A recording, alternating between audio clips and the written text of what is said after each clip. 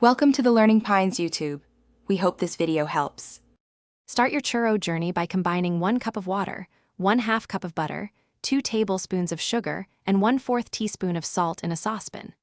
Bring this mixture to a rolling boil, then remove it from the heat. Quickly stir in 1 cup of all-purpose flour until a smooth ball of dough forms.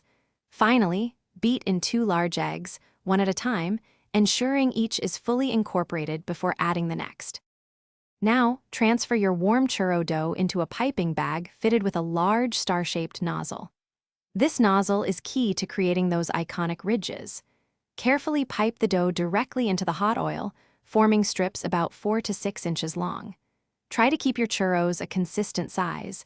This helps them cook evenly and achieve that perfect golden brown crispness. Heat about 3 inches of vegetable oil in a deep pot to 375 degrees Fahrenheit.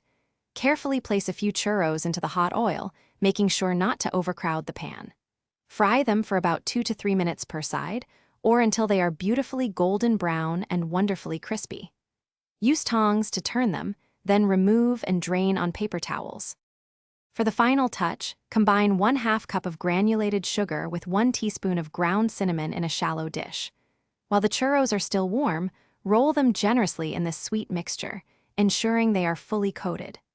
Serve these delightful homemade churros immediately with a rich chocolate sauce, dulce de leche, or your favorite dipping accompaniment. Enjoy every delicious bite. Thanks for watching. Consider subscribing if we helped you.